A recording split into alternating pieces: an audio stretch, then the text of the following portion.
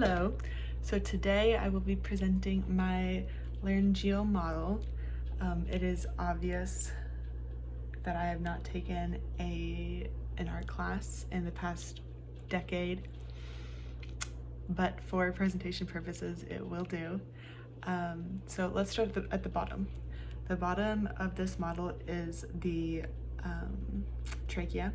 The trachea, at least on my model, has two parts, and that is the tracheal cartilages, or the tracheal rings, and just deep to that is the tracheal membrane. So those are the two parts, and on top of that sits the cricoid cartilage. And the cricoid cartilage is known to look like a signet ring, which means that it is thinner on the anterior side, and posteriorly it gets thicker. The important thing to know about this cartilage is that it is a full circle, so it connects anteriorly and posteriorly. The function of this is that it provides connection for ligaments, and also aids in sound or voice production. So on top of this is the thyroid cartilage, and the thyroid cartilage is important because it is actually the largest cartilage in the larynx, the larynx. It connects anteriorly, but posteriorly it does not connect. And it has this fun little feature right here, which is the Adam's apple, or the thyroid notch, and this is from these two planes of the side coming together, and they form a little notch right here.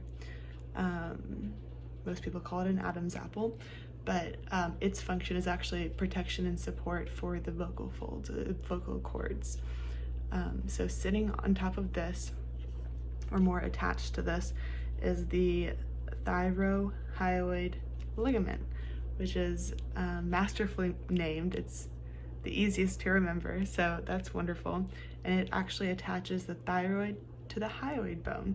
And the hyoid bone is the superior cartilage in the larynx. It also has the greater and lesser cornicue, or cornea. And this sits at the base of the tongue and anchors the top of the thyroid to the cartilages. So the next cartilage is actually posterior, and it is actually kind of, you can see deep to the oblique muscle right here. So these are the the arytenoids. They are pyramid shaped, and they are also paired cartilages, and these aid in adducting and abducting the vocal folds, so shutting and closing the vocal folds. And the little hats on them, as you can see here, are the corniculates, or the arytenoid caps, and they are also paired, and it is hypothesized that they may assist in forceful adduction.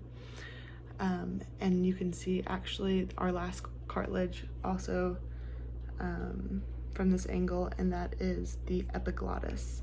And the epiglottis is a leaf shape, and it connects to the hyoid bone, and it stops food and liquid from going down the trachea, and it also aids in saying sounds like and o.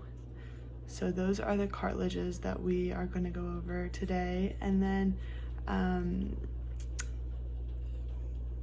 we have the muscles, and the muscles are, we're going to start with the posterior cricoarytenoid muscles, and so the movement that these make, they are right here, and the movement that these aid in are rocking the arytenoids out, and their function is to adduct the vocal folds.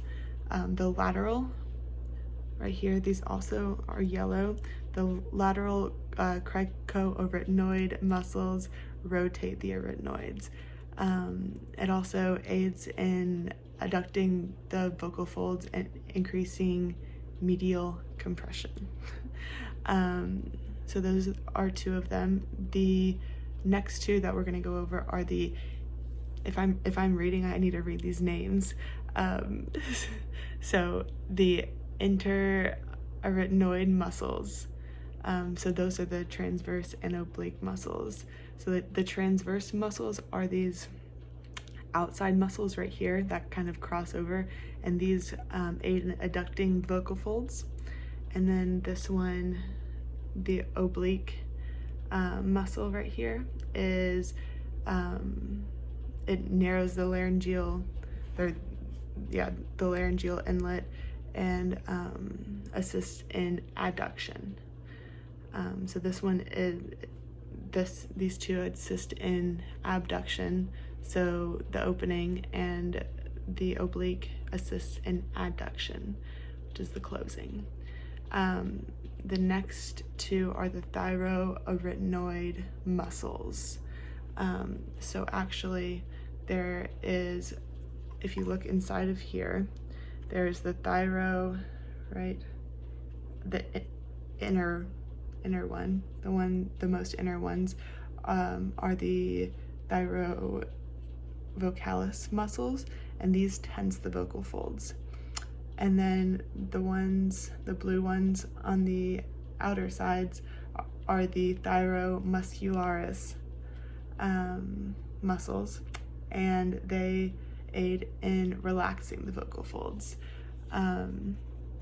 So we're actually, for our next one, we're going to go to the front, and we're going to look at the cricothyroid muscles. I'm still mastering these names, but their movement stretches the tens vocal ligaments, and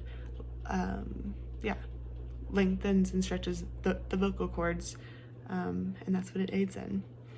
So these are the cartilages and muscles that aid in our production of speech and communication, which is kind of amazing. I didn't realize how many cartilages and muscles there were involved, and there are also more. And it's been amazing to research this and learn about it. So anyway, I hope you enjoyed, and have a wonderful day. Bye.